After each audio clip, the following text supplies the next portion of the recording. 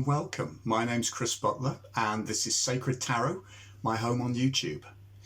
Today, I want to introduce you to two very good friends of mine, Neil Kelso and Andrea Aste, who I think are two of the most original and innovative names in the tarot world at the moment. While we're talking with Neil and Andrea, we're going to be introducing you to this incredible and mysterious triangular box and to the contents which they've created. We're also going to be looking at some of Andrea's other work. He's recently worked with the amazing John Matthews to create the Tarot of Light and Shadow. And we'll be talking about his original project, the Book of Shadows, which was published by Lo Scarabeo. So, without further ado, let me introduce you to Neil and Andrea. If you enjoy our conversation and you enjoyed this video, please don't forget to hit the like button and subscribe to my channel. That really helps and helps me to bring you more content. So, without further ado, welcome to the amazing and magical world of Neil Kelso and Andrea Aste. Well, darlings, we're finally here. Hello. Hello. So, tell me about Oracolarium, because I've just received my copy. Ooh. It's a wacky reading experience. I'm quite way through it. It's fabulous, but Okay. I'm interested to know where this deck came from. I mean, the images are fascinating me, so I want to go into that a little bit as well. But yeah, tell me about how this deck came about, and actually tell me as well how you met. A night Yeah. of rain and fog in spooky London. Yeah, it was a dark, wintry November evening in a cobbled street of London where a magician was having his 50th birthday party, and we both met there because we both, through different means, knew them as a mutual friend. And yeah, there were lots of wacky people there, like people that do hanging from their hair as a circus skill, Yeah. to magicians and weird and wonderful people from the world of the arts and theatre and things. And we got talking. And Andrea, you just released your Book of Shadows. Book of Shadows, yes. You were just back from Australia. You know, a lot of people in a very beautiful house, very Victorian, very strange, fireplace magic. All the magicians were trying to impress each other with strange tricks and magic. And we ended up chatting. Yeah. And I discovered and he's doing a show about tarot and he's using tarot for his show. And so, interesting. We started to talk and talk and talk. And Makes sense. At the end, it was the moment when the seed was. Yeah, that's where it began. And so, yeah, 5 years later, the Oracolarium has now come to life. It's been a really amazing process because it's, as you've seen, it's a very rich, lots and lots has gone into it. We did photo shoots, there's amazing illustrations, there's augmented reality, it's a completely new system. So it's a set of 28 cards. So it's a very different way of reading. And it's designed to be one half Oracle, one half Imaginarium, hence the name Oracolarium. Oracolarium. So it's an experience. When you open the box, it's like falling into the rabbit hole and you ended up in a parallel world where you can get lost. So don't open it. If you dare. So that's how it all came about. In a nutshell, obviously it's a very elaborate project. Yes. We can go into all different bits of it, but it's been an amazing journey. And then this year it came to life thanks to Kickstarter. We did a Kickstarter project and so that runs for like 30 days. So we launched it in the middle of January, and our whole strategy was focused around what do we do if we don't raise enough money? Because if you don't raise the money, you don't get any. You don't get a penny if you don't raise it. But we covered the money in a few days. And so we have another problem. What do we do now? What to do with all the money? No. But it meant that we were able to do all these stretch goals that became part of it. So there's an orchestral cinematic score that I was able to compose. We were able to do much more with the augmented reality side than we thought possible. Yes, more animations. You know, that to create just a single animation of a few seconds, you spend days. I mean, the ratio is incredibly consuming. So it was amazing to be able to create everything and put all our energy to create it exactly where we envisioned without thinking about anything else. We wanted the best we could create. So with the triangular box, the triangular book, that is quite a challenge edit, to create, because the use of the space is completely different, and you want to have a very strange experience when you read it. You want to play with your reader, or maybe you want the reader play with the book. You've got your copy there, haven't you? Yeah.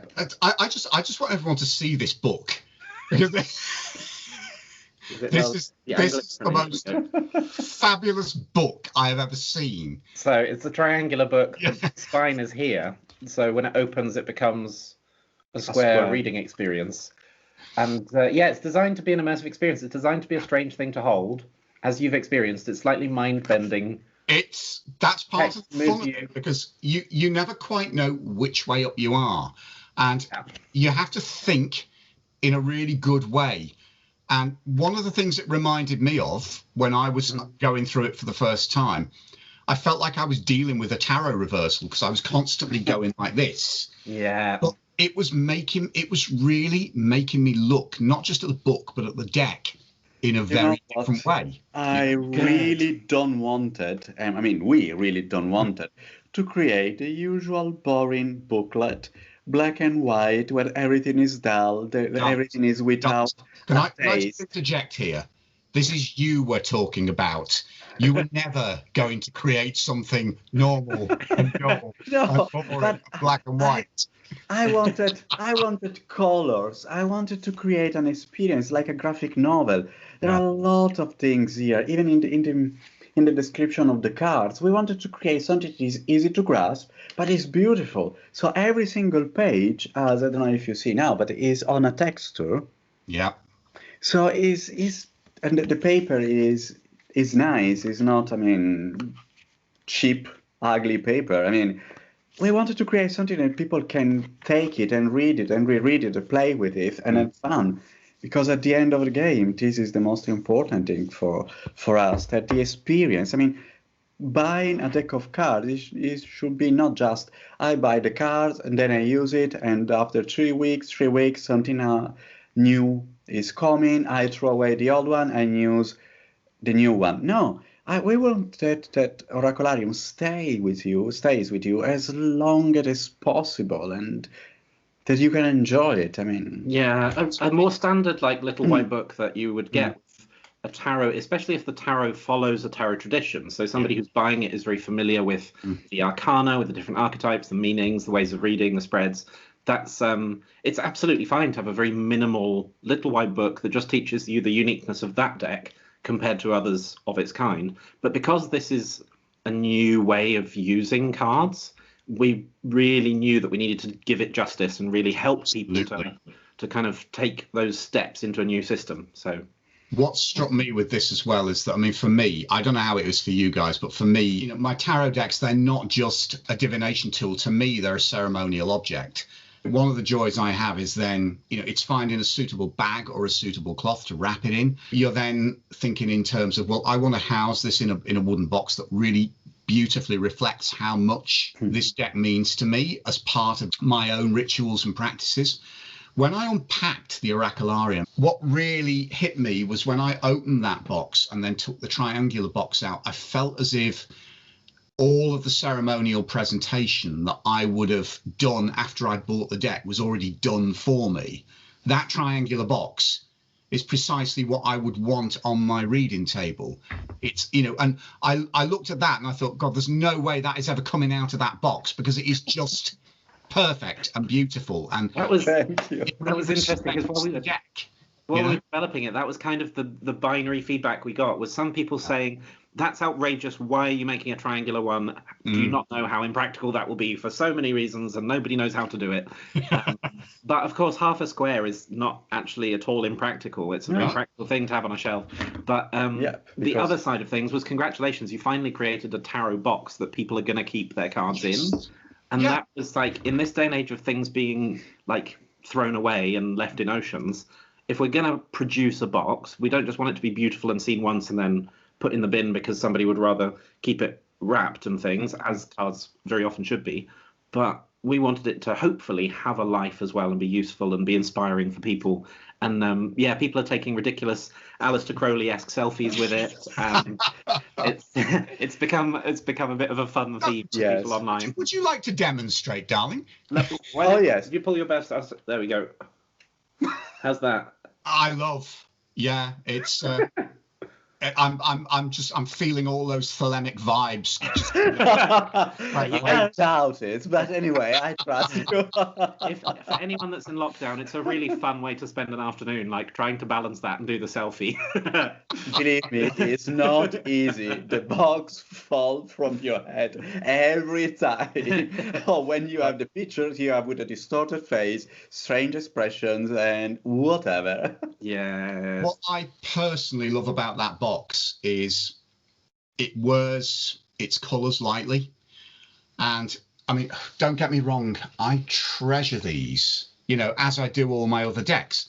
But if I'm sat at my reading table, I want something that actually expresses the mystery of the deck, not something that is blatantly advertising the publisher on every, you know. Now, no disrespect to commercial publishers, because they have to sell these things, and the fact that they have sold these things successfully means that we've got the collections that we've got. But I love that triangular box, because actually what really comes first in that packaging is the deck, the book, the concept, and the mystery around it. So it's kind of I love the deck, darlings, but actually your box is fabulous.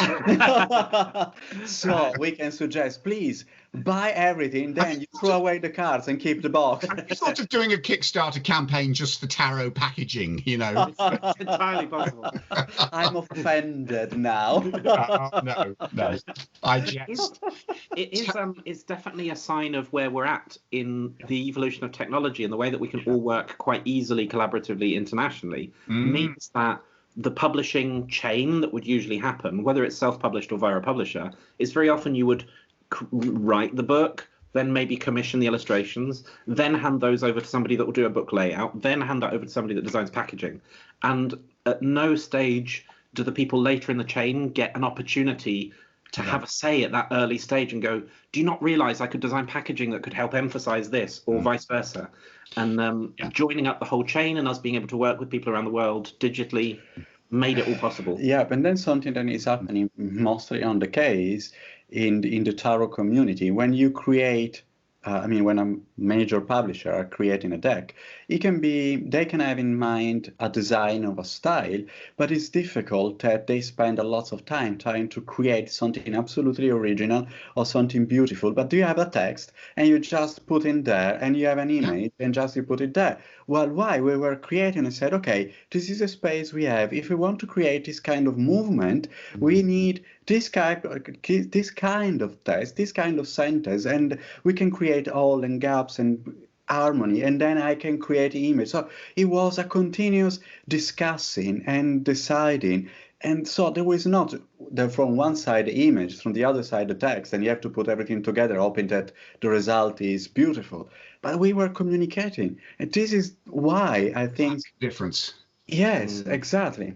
And we've both worked a lot in theatre in different ways. Yeah. And that kind of awareness of your customer's journey from the moment they see a poster for a theatre show, that starts their magical journey. It shouldn't just happen when they get the box home.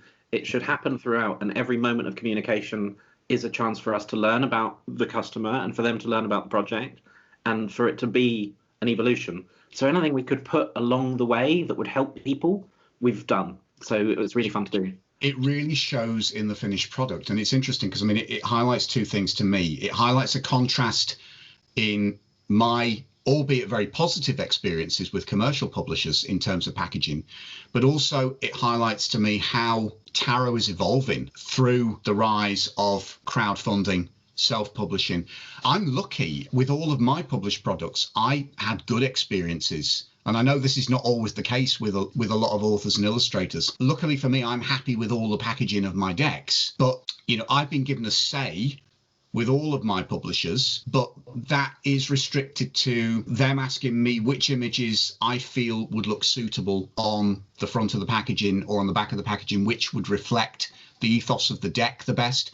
So, I mean, in terms of my work with Los Scarabeo, I mean, I've had a great relationship with them, but invariably that's meant, which images do you think should be on the box? So I will normally send them a list of about 10 images and say, these to me are the most representative. You're paying for it, you're printing it, so therefore the final say is with you, but these are the ones that I feel that you can safely choose from. Now, that's led to some lovely surprises, because actually it's quite interesting, because very often they pick the one I don't think, and you look and you think, oh, wow, actually that really works. Yeah. Yeah. That's the benefit, is everybody can bring their skills to it, can't Yeah, they? but it's still a very different process from the one that you're going through, because much as that's been a positive process for me, I don't get to see the packaging until probably just before it gets listed on Amazon. So there is quite a disconnect, whereas obviously, I mean, with what you've done, the whole thing is a really integral, tightly knit unit. I think to me, that's its strength. And as you say, there is a sense of user and customer awareness right from the start that only you can bring, because obviously that's your interaction through the crowdfunder, through the people that you've been in contact with, through your experience of the theatre world and everything else. So, but it doesn't it show how things are evolving? And also the fact that some of the bigger publishing houses are actually adopting the crowdfunding model. And it's you kind of think, well, I mean, for me, I mean, Andrea was one of the first people I knew that had actually adopted this model with the Book of Shadows, because we've known each other, what, 5 years, is it? I think 6 years now. 6 years. Because, I mean, we met when you were actually... When I was filming the final part of the Book of Shadows. So the deck was already done, the books was already done with all the short stories, because I mean, the Book of Shadow is a peculiar deck because it's coming with a parallel world, so like a graphic novel, mixed media book with a film. There is a mockumentary. So, I mean, for people that doesn't know, I created this parallel universe answering a question: what if the tarot were created by a single person? What if the tarot were created by an alchemist? So I recreated the story of the alchemy, the history of the rediscovering, the archaeological digging, the preservation, conservation process, the restoration, the cracking of the code. And then there was the Book of Alchemy. And so the Book of Alchemy became translated in my fictional short stories. I mean, it's a very huge and complex parallel world. And the film was... Have you got your copy of that, darling? Yes, I have a copy of the Book of Shadows. I just want you to show everyone this, because this blew my brains out when it first came out, because I mean, again, you were my first experience of crowdfunding a deck from start to finish, and it is when you open and you see the explosion of... I put in the right...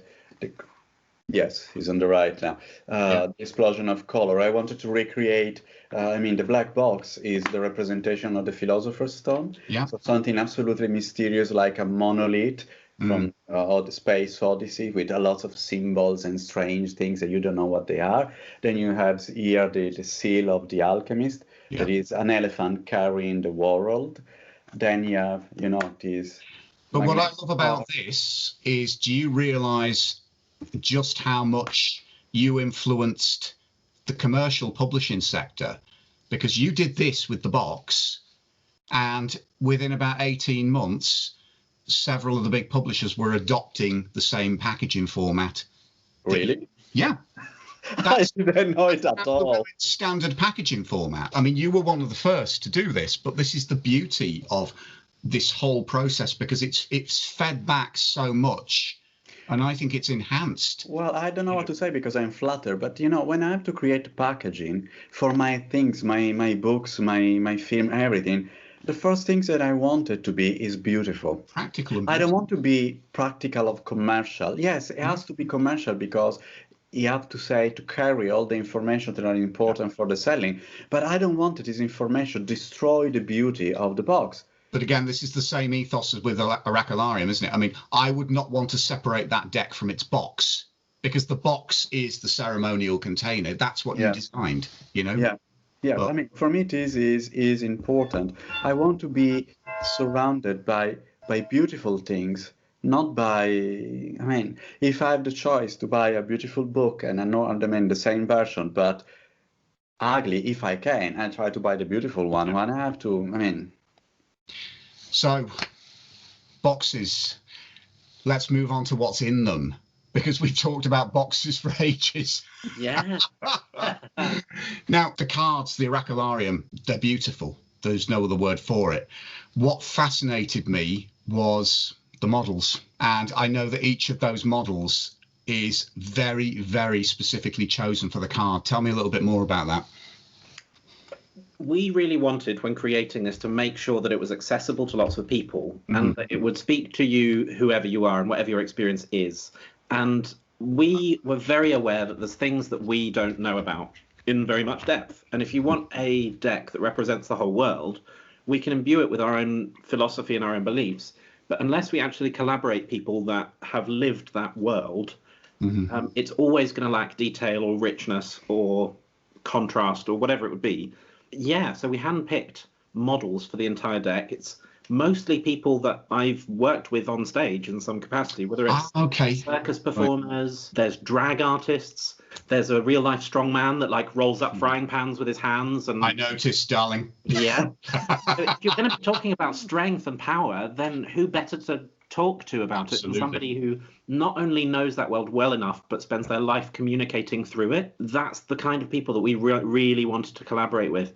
And there's boylesque performers, there's people from all corners of the world, a really wide range of age, gender, body types, like everything. We wanted just to be inclusive. But it was people's work that we chose them for, and we ended up with a cast of people that actually also, by their own demographics, do represent a really wide spectrum of people. So yeah, so it's been a really fun process, and they informed us hugely on each card. The weird thing about this deck, we've touched on this briefly, haven't we? What you've done to me is like a 21st century version of this, because that's kind of exactly what she was doing, isn't it? I mean, now that we know more about this deck, we know that so many of the figures in this deck are people that she knew from the arts world, from the theatre world. She was creating visual stages with these cards. But also, we now know that a lot of the people that modelled were cross-dressing for these cards. So isn't it fascinating how history repeats itself? Because the ethos of this has found its way into the Oracolarium. Because they are very theatrical, aren't they? I mean, I just think she would be so envious of you. The fact that your cards actually come to life, those people come to life when you point the phone at them. Well, that's a real, it's a real blessing of the world that we're living in, is that we are now just at that tipping point where everybody has a smartphone. Everybody that will be doing tarot pretty much has a smartphone in their pocket. And has the opportunity to use that to enhance what they're doing if they choose to. So we wanted to create, in the same way that we've talked about like the box being magical and the book being interesting, we also wanted to grasp any other opportunities for rabbit holes people could go down with their practice if they choose to. And so, yeah, we've had this embarrassment of riches of like opportunities, things that we could do. So the augmented reality, so Andrea had already been working a little bit in augmented reality, and I'm doing some things in VR and things as well. And that opportunity just presented itself. And it's now, we're at the stage where the hardware is compatible with that kind of world on a mass scale.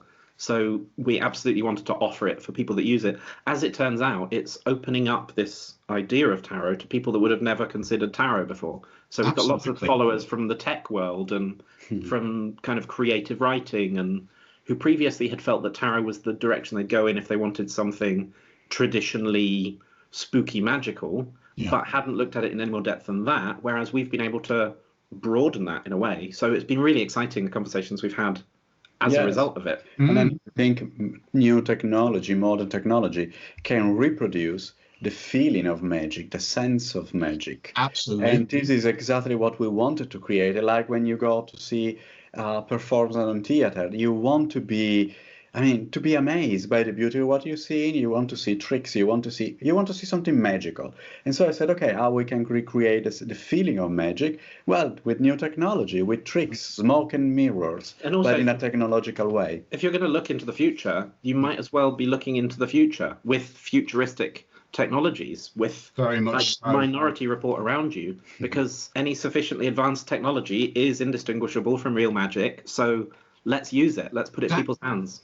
Do you know, you've reminded me of how I felt with one of my decks. You may remember, back in 2006, I worked with a really fabulous and imaginative writer called Kay Stopforth. She created the concept for the quantum tarot, and I ended up illustrating that. But her concept was to use images from the Hubble Space Telescope as the backdrops for the cards, but also to tie in scientific theory with divination. I mean, from an illustrator's point of view, I thought that is just so wacky. There's no way I'm going to say no to that. I mean, I don't know why I'm surprised now, but that's what shocked me. That's what caught people's imagination.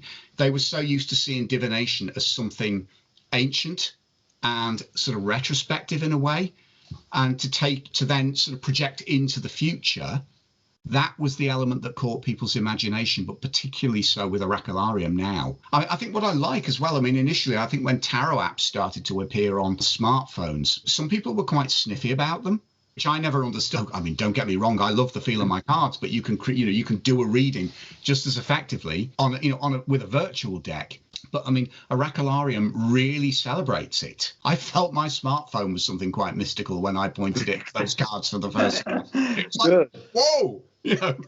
It's so wonderful when we see people experiencing it for the first time, because augmented reality is this new technology that very few of us use in day-to-day life or have experienced.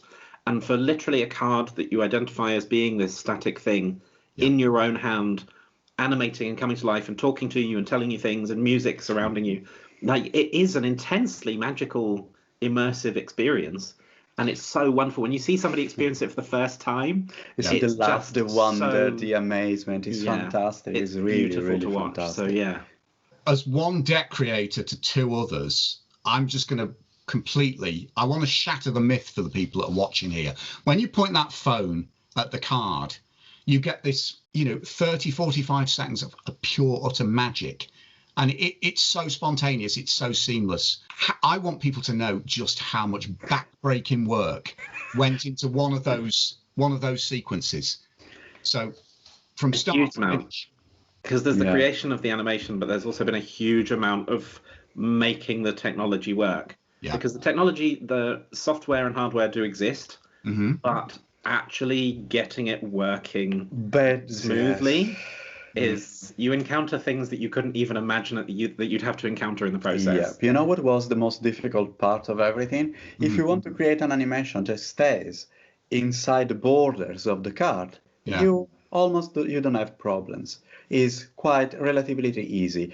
If you want to open the space of the cards and go with have animations all around in the real space, creating the feeling of tridimensionality with all the transparency problem and everything is really, really tricky. I have to study a lot, experimenting and doing.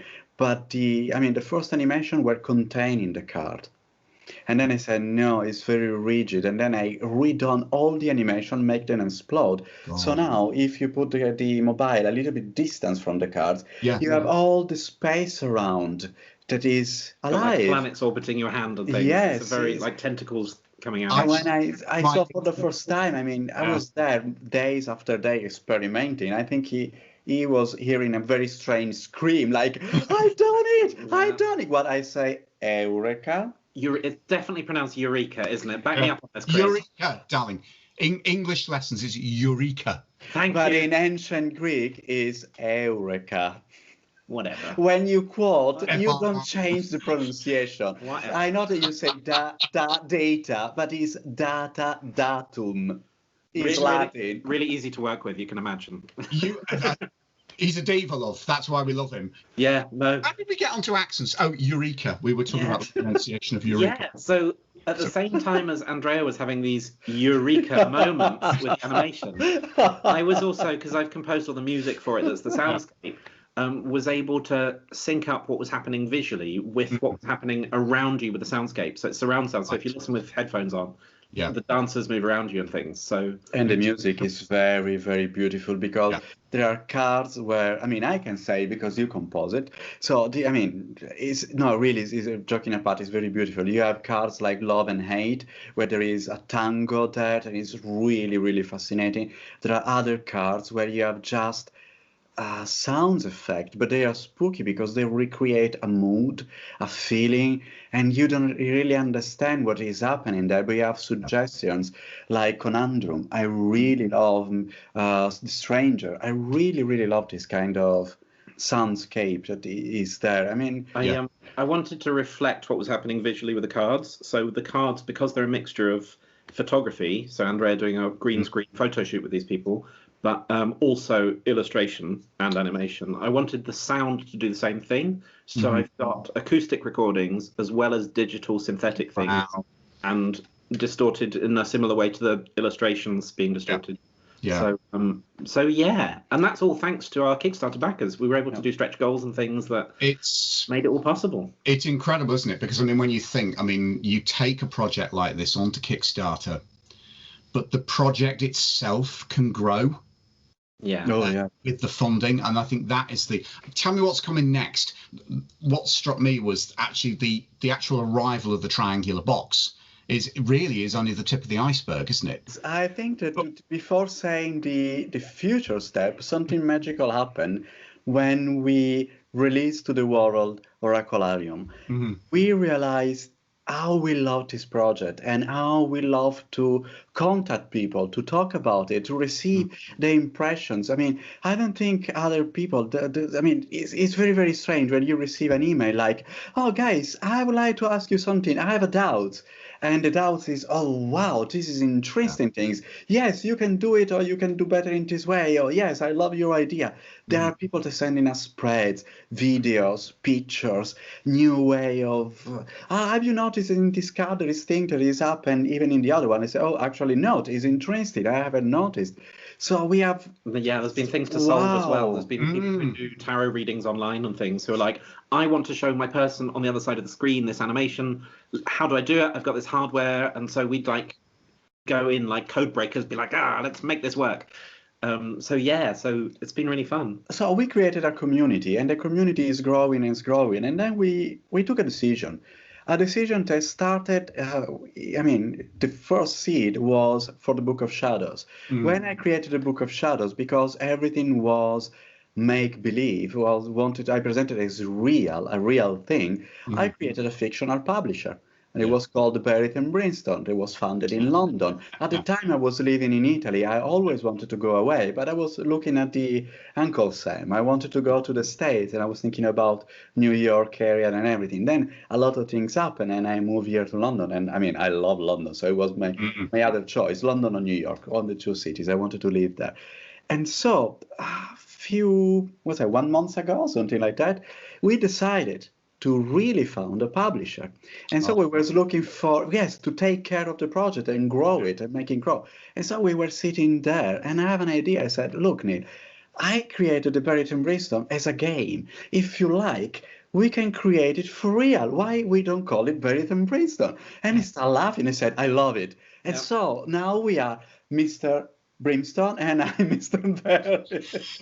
Well, sometimes it's the Brimstone and Mr. Berith. We never remember which is which. It's the fascinating exercise. Over that. No, so now the Berith and Brimstone, that it was just an idea, a joke, is real. So now we have we've had to formalize it basically to contain all of this, and we've realized that we want to do more. Like there's appetite out there for people wanting to do these, and we want to create them. So there is this desire to grow this Oracolarium, because we now have lots of people around the world that have it, and we want it to not sit on their shelves. So we want to give more and more and more. So things that will offer them new pathways, because there's so much contained within it that we can only scratch the surface of in a book. So there's so much more to unlock. So our real desire is for them to get more out of it. But the whole process of it was so collaborative, not just between us, but with the models and with every stage of the production, is we want to do more collaborating. And the only way to really do that is to form this. We've called it an esoteric laboratory, because that's what we really want to do, like research and development. Sometimes we'll be the publisher. Sometimes we'll work with a publisher. Sometimes we'll work with somebody else who's working with a publisher. Or it will be something that's not published. It'll be something that's digital, or it's artistic, or it's creative, or sometimes it might be Kickstarter, sometimes it might just be an interesting bit of exploration that maybe turns into an article for a magazine. So that's a big evolution, isn't it? Yeah. Oh yeah. It's a big evolution and a big undertaking. Where do you see things going for you over the next year or so? Oracolarium is unfolding. What fascinates me is stuff like the reading cloth. Absolutely. There was so many innovations in that. So, I mean, tell me a little bit more about that. Well, the stage that we're at the moment is that the Kickstarter backers are currently receiving their decks. So it's making its way around the world by Raven, being delivered to all these different places. And because of 2020 being 2020, there are people in California that received it before some people in Sunderland, and there is some people in Honolulu that have it, and some people that Japan don't. And so it's arriving, and they've been stirred magically around the world, but they're arriving. So our current stage is that that's happening, and we have the rest of our stock available for sale on our site. And Andrea is very generously selling off some pages from his sketchbook. So the original sketches from each card, we created a limited edition called Genesis, where you receive the page from Andrea's sketchbook where that card began, and a print of it, as well as all these props that we created for the Kickstarter backers. Oh, look at this certificate with the seal. Now I break the seal, of course, and alchemical letters. The alchemical letters are it's like a correspondence course, but with an imaginary professor who's teaching you how to use your Oracolarium in new ways. So all of these like sort of theatrical props that we dreamt up as part of the project, that some of the tiers of Kickstarter pledged for, we've evolved to something new now. And with Andrea's kind of fantastical, he's invented lots of ways of aging these things to look as though they've been through the wars. No. Yes, the idea is that, I mean, the actual idea is my professor at university, when I was writing the thesis, he was giving me back my writings like that. It was really like that, with all the notes, the stain. He was smoking the cigar, and then was scenting of cigar, and then he was drinking coffee. There was the stain of the coffee and everything. And he was my best professor. I really, really love him. We spent a lot of time talking and dreaming philosophy, and I mean, it was an amazing person. He changed my life. So then I said, oh my God, I wanted people to receive the same experience I had in my university years. So the professor became real. So you have stains of things, you have burnings because his pipe, I mean, he's an awkward professor. He's very strange. So sometimes there are typos, and then he corrects everything. There are notes. It's a magic experience, and I mean, it's a computer print, but everything is aged by hand. All the burnings are by hand. So last time he was running in the kitchen. Something is burning. No, it's me. I'm creating the props. Just the resident pyromaniac. Absolutely. But even though it's digitally created, Andrea's created moments where like the typewriter letters have jammed, and like it's detail is amazing. So these are all things that were created for that world, and so we've still got a little bit of that available. And as people are discovering Oracolarium, they might like that. But another thing that came out of the Kickstarter was a stretch goal to create a reading cloth that was more than a reading cloth. That would kind of empower you and teach you different spreads and teach you different things. And so we were able to create that. So we created that.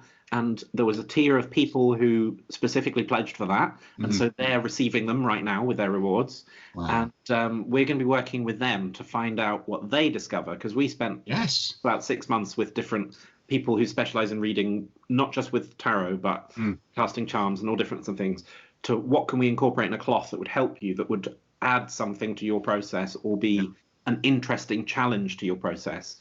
And so we've incorporated that all. And so, that's going to be a big project for us, maybe next year.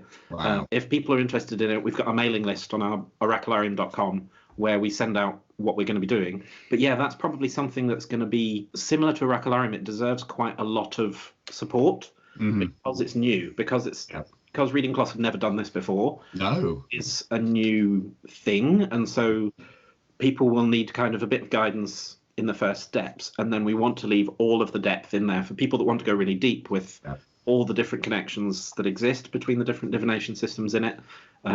So that's going to be a big project, which would be really interesting. That's when you get the shock as the creators, because it's like your creation's gone out there, taken on a life of its own, and then it starts giving back to you, doesn't it? Completely. Very powerful, you know? No, it's powerful. I would say that we have a list of projects and dreams, and now, I mean, things that we already have been working to, new projects, new collaborations, and with time, we we do all the right announcement, because we don't want to say, okay, this month we will do it, because I mean we are living in a world that is changing very, very rapidly, and between Brexit and coronavirus, we have to see how things settle.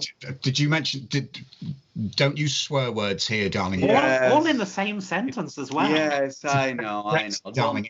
yeah. Yes, don't Current tell situation. me. Current situation, yes. Evolving situation. So Yes, there's no, lots of we- unknowns around.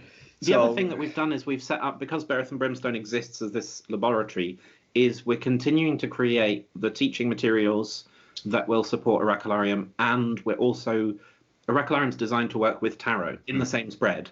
So that's another thing that is very new for people. yeah. Yeah. Is, some people do already combine decks in the same That's spread. a joy for me, because I love combined readings. I love to use an oracle deck alongside tarot. Sometimes I like to use a Lenormand, a tarot deck, and an oracle deck together. So It's an amazing experience, isn't it? it really does broaden out the language of your reading, you know. So, Yeah. but It's Oracolarium works beautifully for that. Yeah. So we're building more and more kind of teaching materials, videos, all sorts of things like that we're gradually uploading to our website, and we've set up a Patreon as well for anybody that wants behind the scenes on that process. Yeah. So some of the sketches and things, some of the extra research that didn't make it into the video. And readings, and I mean, we want to create a channel. I mean, we already started, because it's already there, where we put there all the experimentation, all the sharing, and then the learning process, because at the end, all our research about the meaning of the cards, the use of the cards, comparative studies about different decks, where are the differences between this deck and this deck, the same card, and see how the meaning can change, where we can draw, I mean, what we can use, or we want to create a new deck of cards. So there is a lot of things, and we set Patreon because at the end it's even a lot of time consuming, creating all the videos and everything is a lot of energy, sharing everything with people. I mean, it's fantastic, don't get me wrong, but you That just spend makes days. it sustainable. Yes. Some people do really want the behind the scenes extras. And Absolutely. And our kind of vision is to make these tools available, if possible, free, but if not, really affordably. Yeah. So that's why we priced Oracolarium as affordable as we can. Some of the early feedback was, you're selling this too cheap, it should be priced much higher. Yeah. But I was quite surprised, because I mean, I paid more for less. You know, so but then, as you say, it's affordable. Yeah, It's we accessible. really want it to be accessible to not just the people that can afford tarot decks, to people that actually, we really respect the fact that people have worked hard for their money, and we want to give them huge value. And that's kind of the vision, rather than trying to make money.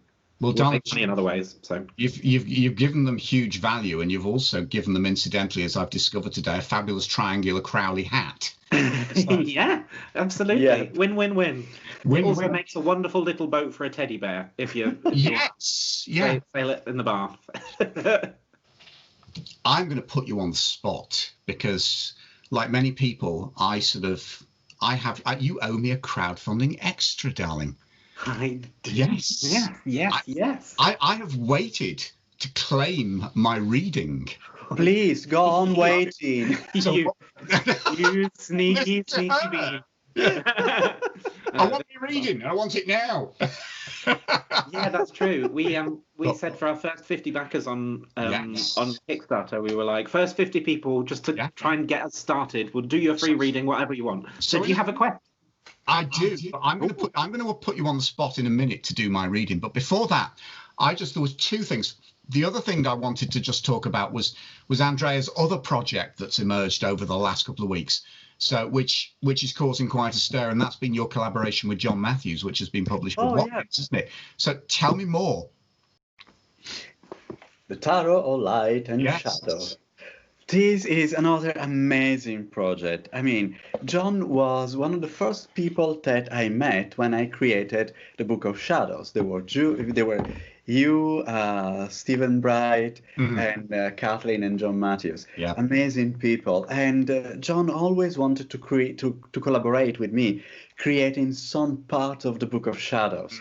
So we started to create a sequel for it, and we worked. So it was something like 6 years ago. Yeah. And so, if you see the style of the drawing is the same and everything, because we wanted to create, say, okay, in the famous laboratory of the alchemists, they found the Book of Shadows, but then digging, they found something really strange, a double deck. So you have a light deck and a shadow deck. So you see the drawings are in the same style of The Alchemist. The back of the cards, now waited and I'm falling apart. The back of the card is the city of Sapientia. Show us the shadow deck as well, because this is a first, isn't it?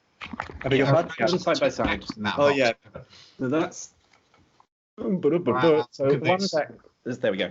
Yep. Do you want to show a card? Do you know, I have to find the same card. Let me irreverent check. moment there.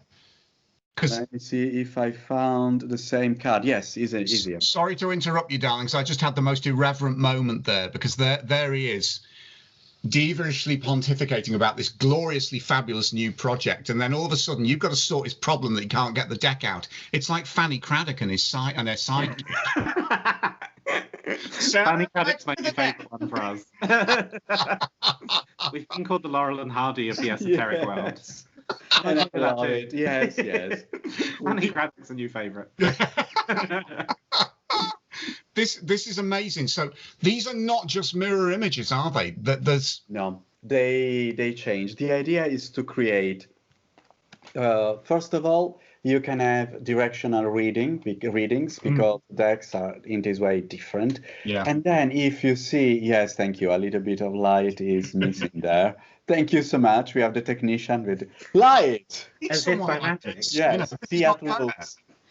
No, if you look at the card, you see the difference. I mean, details are different because, there are two different worlds: the world of light and the world of twilight or night. And in the dark realm, things are different because we wanted the two cards have different nuances.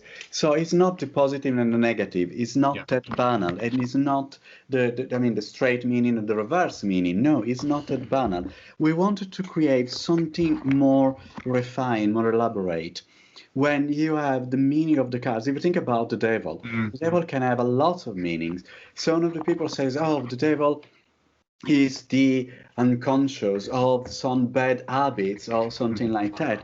When I created the devil, I wanted to reflect this part, of course, because it's a more traditional meaning. But then I wanted to quote Milton and Goethe and create this kind of devil, the devil like the rebel, the devil that is the creature that always says no, is the absolute freedom, the one that refuses to adapt to an order where it does not belong.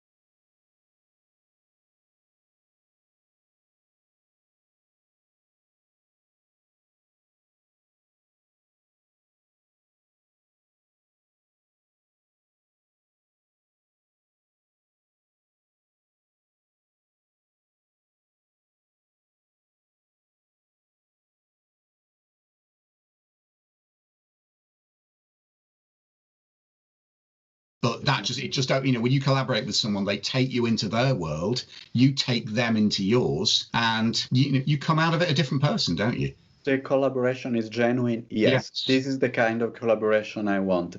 I don't like the kind of collaboration when someone says you have to do this, or you have to say that someone else you have to do that, because there is not a dialogue, there is not an exchange of ideas, dream, energy, different point of views. I think that when people have two different point of views of something, the object, the result of it is deeper, is like making it, I mean, have DNA from coming from everywhere, and is interesting. Well, something that struck me with these cards is you come from a tradition of working with Marseille deck. Your view of tarot is very Central European in a wonderful way.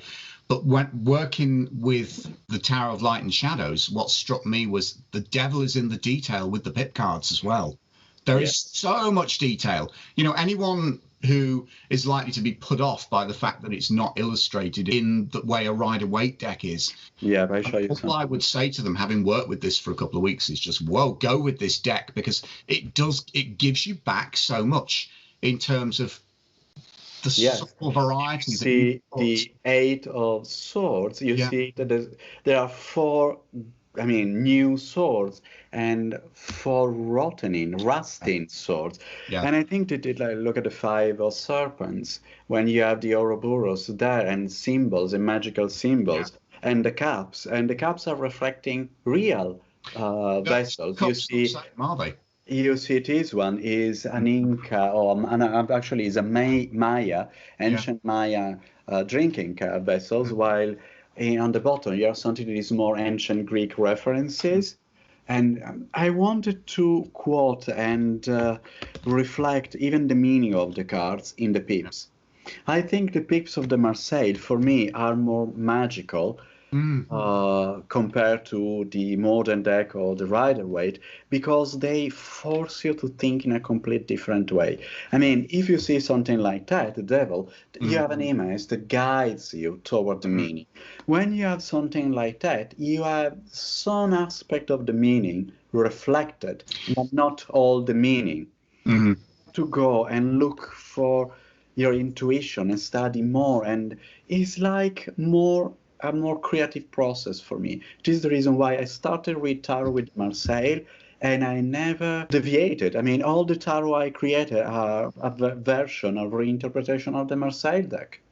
So this is the other thing that I was going to ask you both, because we've come onto it naturally. What I wanted to see from you was, when we were talking about before this interview, I said, bring a couple of decks with you, because I want to see what makes you tick. You know, both of you. So, I mean, actually starting with Andrea, because obviously we've been talking about this. Tell me what you've brought. Yes, I have one of my favorite decks. This is one of the many versions of the Marseille. And as you see, the table is always there. I mean, it's one of my favorite. Fixation, darling. Yes, but you know why? I found it is one of the most misunderstood cards, and is one of the most alchemical cards in all the deck.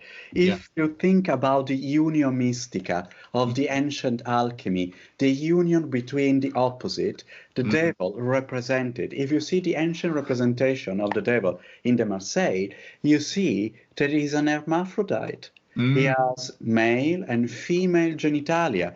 So is the union, the perfect union of the opposite. So it's a very alchemical card. So every time I study the deck, I find symbology and ideas and everything. And then I love this kind of crude representation. They were carving on wood, so a lot of limitation, few colors. I mean, have to be cheap, have to be fast to produce. And I love this kind of imperfections. I love when it's not, I mean, you have the colors that sometimes go beyond the lines and everything. I love it. And then reflect a time, between Middle Age and Renaissance. And it's a period of time that I love, reflect very well Italian culture of the time, with this kind of, I mean, if you think about historically, the late Middle Age and the beginning of the Renaissance, where was the era where everything changed, the perception of the world changed. You have the fall of Constantinople, so one part of the last part of the Roman Empire is gone. You have the discovery of the new world. The world from flat started to be round. Then you have the exploration of the past, the discovery of the ancient Greek books, the Latins were. I mean, the world exploded with new ideas, and I love it. And the deck. The Marseille deck, because it's one of the ancient surviving style, reflected many of these kind of changes. You see still the Middle Age there that is sliding away toward the new. And I love it. I mean, it's like falling in a rabbit hole, really. So It's was this the first deck? Was this the first deck that you worked with? Yes. Oh, wow. Yes. I think I love it. I love it so much that, and the first book I read is Jodorowsky about reading, and I really was impressed by some of his ideas, some of his way of rephrasing or considering the past, the present, and then there is something that really, really made me laugh a lot. I mean, it's something absolutely not important on the stupid details, but I love one thing that he said. He said, when I started to read tarot, I was watching this old woman giving readings on the body of a naked, beautiful man, boy, put in there. And I reader. No, I like the idea of this. The tarot, I mean, it is the part of the sexual, if you want, the sexual part, the nudity, the attraction for this beautiful body. That was the lover of this old woman. So it was something like the 20s. It was the lover of this, I don't know, old woman. It can be 60, 70, 80. I really don't remember. But what really struck me is that he was seeing the tarot like a tool. Yes. Bring people beyond their comfort zone. The tarot are a tool to dare to do something you don't dare to do usually. So when I read this chapter of the book, I said, oh my God, I love this way of using tarot. I love this idea of challenge yourself, challenge society conventions, challenge what you think is right or wrong, challenge yourself in many different ways. And so I always stays on this deck. I mean, I love it. What I love now is the fact that the barriers are breaking down, in that one of the things that I found difficult I first encountered the tarot in my teens, but particularly in my 30s when I was really wanting to, learn more and get a lot of depth. There was so little published in English at the time with regards to the Marseille deck, because of course there is this rich tradition right across Central Europe. Whereas there's then this disconnect where there is a rich tradition of Rider-Waite in English-speaking territories in the States. What I love now is that, there's so much more coming into English with regards to the Marseille deck, and actually it's beginning to get the attention that it deserves, certainly in the UK and in the States. Yeah, no, I'm happy about it, of course. I mean, just to put it in context for you, these were my first two decks. Wonderful Pamela Coleman Smith, and that's how I discovered the tarot. You could tell I was going to be a gay man, couldn't you? Age 12, eyes wide at Jane Seymour with her cards when I first saw Live and Let Die, and that was literally my first introduction to the tarot. But yeah, so Neil, what about you? Well, my journey was a bit different. I inherited a cartomancy deck, not a tarot deck. Yeah. Played with that when I was young, and my life has been in theatre, and I play piano, and for me magic is a thing that happens when people come together, and tarot is absolutely in that world. So it's always been part of what I did, and created some theatre shows around tarot and explored the idea of coming together for an intuitive reading, and theatre existing in this space between the stage and the audience. It's neither one nor the other. And that is created in a tarot reading as well, whether it's between yourself and your cards or whether it's yourself and a querent. It exists in this space between people. And that's where a lot of my work exists. I do a lot of cabaret, a lot of theatre, and immersive events. So putting people into that space where they can connect, and it's that space between them is where the magic happens. So my journey was that, and my early tarot decks were Rider-Waite Smith as well as Marseille, and I do love Marseille and very old style decks. But one thing I really fear falling into the trap of is when there's a really good restoration. It's effectively a very good forgery, and Yes. I might fall into the trap of believing that it's the real complete deck that was originally created. And so I really like currently modern in architecture, if you have a very old building and you're restoring it, you're generally encouraged not to try to complete it in the style it originally was, but to make a clear difference between what's old and what's new. So I quite like restoration projects where I am kept aware of the fact that it's a modern interpretation or restoration, as faithful as possible. And absolutely is useful to have historical recreations that do paint that world so you can experience as close as we can to it. But I do like exploring the vision of like modern artists. It's why when we first met and I was looking at the Book of Shadows as a concept and this immersive world, I really like it because it allows you to experience both those sides of things. You can experience it as what if tarot was created by one person? So immediately getting everyone beyond that worry of what's the authentic tarot, which one is the right one. Here we go, an artistic answer. So let's get beyond that and start using it. So I really like that as a concept. I've brought along some show and tell as requested. My whole life actually went into storage. At the end of 2019, I embarked on a huge UK tour, which was going to, for the entire duration of 2020, touring with a very close friend, a magic show. We were going to do, there would have been around 100 shows of that throughout 2020 in different towns and cities around the UK, and going to the Edinburgh Fringe, a couple of other festivals and some magic events. Plus, I usually do 100 or so cabarets a year. So that would have been a lot of shows. So my life went to storage because I was going on tour. So all of my decks, apart from the few that I kept for daily use, are all in storage. But my fun things that I brought to show you is I've got some wonderful things off Kickstarter. So I always keep an eye on what's happening on Kickstarter because there's some interesting things.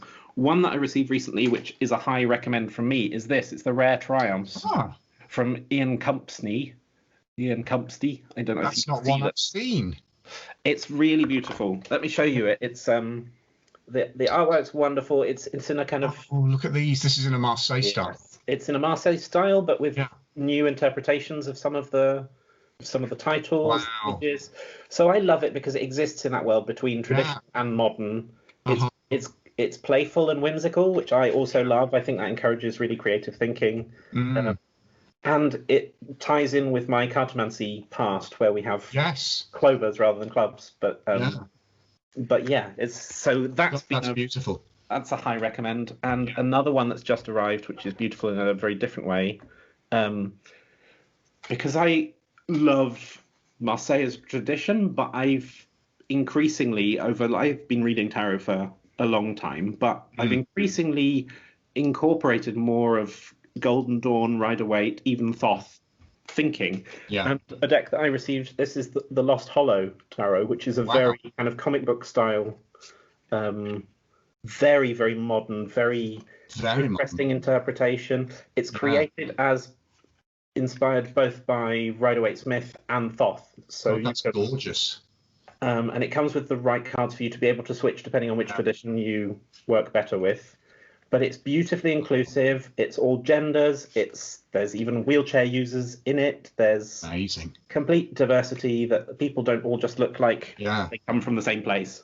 So it's a very inspiring, very wonderful work. Visually, it's very striking as well, isn't it? The fact that reminds me of, one of my holy grails is one of those dreadful pirated American DeLawrence decks from the 1930s. The American rip-off of the Rider-Waite before, Waite and Smith never saw any royalties from. But what I love about those is the fact that, it was done on the cheap, but it was literally, black and one other colour. Now, that was done out of necessity, but to see that limitation used artistically is very, very powerful. And I think it just it challenges me in a really good way. I really enjoy that. It pushes me to go, I had never thought about that card in that way, but of course that makes so much sense, and it broadens your thinking. It gives you a real insight into the artist as well.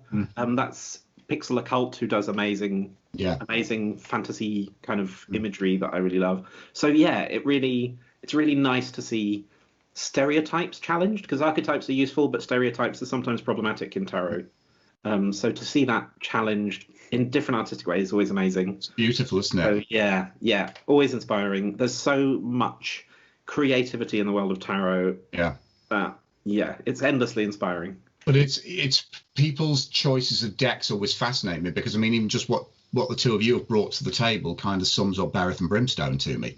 You know, it is that mixture of ancient and modern, and it's you know, very often the decks that people choose reflect what they bring back to the table in their own creations. Yeah, we live in a world where there's been a lot of talk of building walls and separation and isolation, and anything that brings people together and builds bridges and shares stories without stealing, you can share and you can mutually benefit. Absolutely. There's so much opportunity if you do that in the right sensitive way, and you start to hear diverse voices. You learn so much, and that's where really rich magic comes from. Very much so. Talking of rich magic, darling, are you ready? Are you ready? Yeah. Right. I have a suggestion for how we handle this question. I'm going to run it by this one. Go on. What if we did a combined tarot and Oracolarium reading, so that you can see that happening? And go for it. Do you have a question for us, or would you like something? I've got a sort of amorphous question, because 2020 has been quite a strange one for me. You know, I thought lockdown was going to be so simple. I would just go into hibernation. I was kind of bracing myself for work being decimated, which on some levels it has, but on other levels my work's taken off. So it's a combination of, I see myself at a crossroads as I'm coming into 2021. I'm not just at a work crossroads, I'm also at a personal crossroads. This year has given me the chance to sort of, you know, I've had to revisit some of my past relationships, either just within myself or through people getting back in contact with me again. So I'm at a place where I'm both reassessing personally and career-wise. So I'm just going to bring that into the reading, you know, in a very open way. Great. And let's see what the cards bring up. So I feel a fraud, because it's like I was promised an Oracolarium reading as my Let's sort of combine them. Let's combine them. What I'm saying is, darlings, I feel a fraud, because I'm getting an insight. I'm getting inside a bonus again, because I'm getting like a combined reading. You know, you are so welcome. Oh, so very welcome. Well, I would suggest that a good spread, maybe, for us to combine tarot and Oracolarium together to answer your question, would be for us to draw 3 tarot cards, which will represent the 2020, something that you've maybe not seen about this 2020 that wasn't expected, something about right now, about what you can do right now, both to look backwards and look forwards, and something for 2021, because if you're thinking that you're at a crossroads, maybe a path that could be interesting to take. That way we'll have 3 tarot cards. Then, because Oracolarium speaks really well to tarot, we'll draw 2 more cards, but from Oracolarium, to sit between. Go for it. So, do you want to take over the tarot moment? Yes, I need just the last card. 2 cards have already arrived on the table. I'll give you an audio description and we'll show you them as best we can, single camera wise. Yep. Okay, I draw 3 cards. The Roi de Bâton, the King of Wands, So is the first 2020. one. Then we have the 5 of Cups. Wow. Yes, I know already. Relevant. I know already. And wait, what is was? Oh, La Papesse. Wow. The Papesse. You call it the High Priestess, but is the real name. I mean, the original name is La Papesse, the Pope. Eureka. Yes, Eureka, yes. Okay. That's bored me. I'm laughing because this reading is you. It's really you. I mean, I see a situation that this is the, let's say, what you have experienced as something that is still there in this ending, dying here. I see in the King of Wands a lot of creativity. The sitting in your throne in your studio like your realm, your castle, and you are there creating, doing your things. You are reach a point in your, I say in your career, because the Wands is the creativity. You are a creative person, so I think the most important aspect of the ones in this field, in this reading, will be the creative aspect. So your job, your ideas, your dreams. And I think it is here for you, is here when you establish yourself on toward the external world, of just inside yourself. You feel very comfortable in what you are doing. You reach your artistic maturity. You know exactly what you want to do, how you want to do it. You are there mastering your world. So everything is perfect. But there is a moment of disruption, and this moment of disruption is the Five of Cups. There is a moment of, it can be a family moment, can be health, but can be even love, relationship. So the Five of Cups is a moment when something has changed, and is a change that maybe you have to elaborate, or maybe you already have elaborated, but it's like something have changed, or is changing. It is changing in a way that can be even dramatic, and you have to reconsider yourself, rebuild yourself. And is a difficult year for everyone. So speaking about relationship, of course, everything has changed this year. So it's like, La Palisienne, is a truism. There is nothing to say about this card. We saw it, and I think is there. But what I like is la Papesse, the Papesse that is there.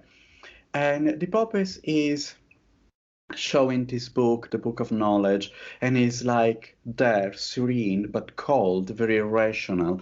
So he's saying that you have reached the point when you are your equilibrium, your internal stability, your wisdom, and you are there ready to share and to communicate is your truth, your knowledge, but in a very rational way, in a very elegant way. It's not like the energy of the fool, of the energy of someone that is very passion, but there is passion there, but it's controlled by rationality. I see that. But what I like is that if we have a directional reading, I try to show you the cards. Look what happened when you put the cards in this way. They're facing each other. Yes. Yeah. There is an element of disturbance that is the Five of Cups. Both of them watching this moment. And this for me is very, very, very important, because the meaning for me is, yes, this is a moment of disruption, but this is the moment that allows these two of communicate, of watching each other. So if the Five of Cups that give you stability is ironic, because it's a moment of change, of difficulties in the relationship, human relationship, love, friendship, they give you the wisdom and creativity. Without that, these two will maybe connect in a different way. So it's really, really interesting. This is what I see in the cards. Now let's see what Oracolarium sees in the cards. I think you want to put the cards in between? So what I would suggest is that we're going to elaborate that now, go into a bit more using Oracolarium. So we'll put one card between the past and the current moment. Lovely. One card between this current moment and that future, because they are going to give us some interesting directions. So let's... Okay. The first one that we have, which sits between the past and the present moment. Do you want to say it? No, we keep it for ourselves. Tune in next week. You have your reading. Bye. Put another 50p in the slot. No, I think we do need to tell them what it is. So, yes. The first one we've drawn is inertia. So let's see if I can hold it up for you. So the thing that has brought us from that past into this current moment, if I bring inertia nice and close, you'll see we have this card, which is this person in quicksand, this person that is sinking but is grasping for that vine. Inertia as a card is connected, interestingly, to the number. Can you see here? It's number 5. I don't know if 5. Oh my God! So that's So that's what's brought us to this moment. So number 5, and it's the letter V, which the letter itself pointing downwards, but the letter V. In the inertia card, maybe I'll hold it up so that you can see the detail. The themes that are important in this inertia card is you can see that there's a planet obscured by the cloud. That's home feeling a bit distant in some way. Even though you might be stuck at home, it might feel less like it. The bird of freedom. Yeah. You have this snake, which is about changing form, changing skin. A candle, which is portable insight and intelligence. And you have this hand there that's reaching up. So let's have a little look at what is offered by the card that takes us into the future. Here we have evocation. Let me see if I can hold it for you. So you can see it's slightly tricky on this. Isn't it? So this is the evocation card. This is the card that will take us into the future. Interestingly, it's that's incredible. So it's about manifesting. It's about creating. It's about believing in what you're doing next. It's the letter Q, a 10. We have this person, Serene, conjuring this spell from between their hands. Perhaps in their tower of knowledge, or perhaps in their library. The objects that surround them are many, but one that's crucially the same is this candle that sits in the corner. I don't know whether you can see that. Tricky on Of course, that's the connection with the other card, isn't it? We have connection with the other card, which is this candle.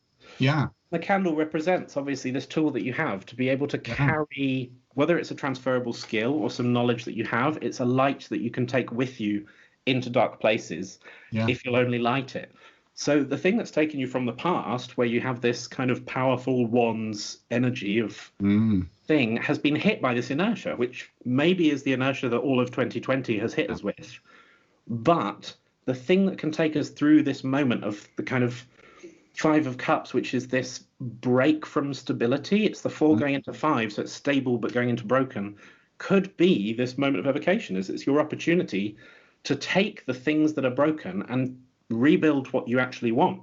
So to create the patchwork Frankenstein future from the pieces that you have, it's an opportunity to build something new. And if you're looking at moving from, it's interesting, we have these two very similar, we have what is so creepy with that is that one of my versions of the High Priestess in one of my decks is actually shown holding a spinning disc. Oh, that's why I kind of did a double take when you drew that card, because the fact that it connected with the High Priest, the Professor or the High Priestess in this, that is so significant for me. And we drew a 5, which is the inertia. The current moment at the moment is the 5 of Cups. Future is 2, and the other card that we drew is 10, which is the 5 multiplied by the 2. Yeah. So if you're looking for correspondences, they're there, but it's a very solid reading, I think, that shows that actually, although you've got this 5 of Cups, which is that water energy, it is an abundance of flow, but it's kind of slightly out of control, slightly overgrown in some way. Actually, it's that kind of energy of manifesting and that concentrated calm knowledge. Wow. That will take you into what looks like a very sort of wise and almost Zen 2021. Yep. I like Zen. I don't think you've ever seen me do Zen, have you? No. That's a challenge. That's the new year. That's your resolution. Calm, serene, and refined. Yeah. Is that possible? I think you should believe in yourself more, Chris. Yep. Usually when I give a reading, then I check what is the last card of the deck I use. So you know what I found here. What? 6 of Cups. Wow. And I found powerful here. So as you see, in this year, yes, is a very peculiar year, is a very difficult year, but you have, through this kind of difficulties and new challenges, you have shaped yourself, and you have put the base for facing the new year. And maybe it will be the same of this one, but the way you will face it will be in a completely different way. Yeah. So you will not suffer whatever you have suffered this year in the same way, because now you are, I don't know how to say, you have like a knight in shiny armor. You know how to fight the dragons and to win. And the strange thing there is the 6 of Cups is a really deeply personal card for me. So that's actually quite interesting to see that at the bottom of the deck, 'cause that has a lot of very personal connections to me. So that's very encouraging. But I'm so thrilled we did this, and thanks for giving me your time. And also, I'm just so thrilled that we've been able to show those decks in action while we've been talking as well. So thank you so much. It's been a joy. It was fun. Thank you so much. Thank you for being one of our early backers as well. Yes, on Oracolarium. That's been a pleasure You too. helped bring it to life, so thank you.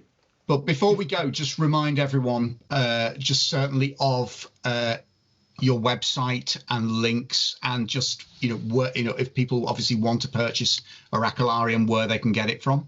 Great. The easiest starting point is oracolarium.com. Yeah. It's just spelt how it sounds, but oracolarium.com. From there, you can find anything that you want to buy if you want to buy it. But we've got our mailing list where we update the news. You'll find links to us and to our other work and things. And if you That's a good hub for everything. Yeah, and if you want to know more about tarot and follow our creative journey and our research on Patreon, and on Patreon you have to look for Berith and Brimstone, but we give all the links. You'll find all the links on oracolarium.com, and we're on Instagram and Facebook, so come and say hello. Cool.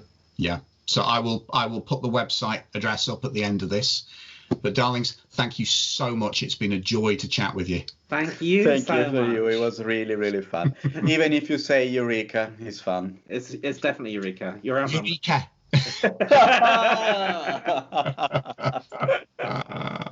Thank you so much. Thank you so much. If you'd like to know more about the Oracolarium, or if you'd like to purchase a copy, you can visit www.oracolarium.com. If you'd like to know more about Berith and Brimstone and Andrea and Neil's other work, you can visit them on their Patreon channel, which is www.patreon.com/Berith and Brimstone. In the meantime, thanks for watching us. Thanks for visiting the Sacred Tarot. If you've enjoyed this presentation, please hit the like button, share it with your friends, but most importantly, subscribe to the Sacred Tarot channel and you'll be notified when I'm uploading new content. You can find me on social media. I'm at Chris Butler Artist on Instagram, or at the Sacred Tarot on Facebook. If you'd like to know more about my decks and my works, you can also visit my website at christopherbutler.cravado.com. Thanks for watching, and hopefully I'll see you next time.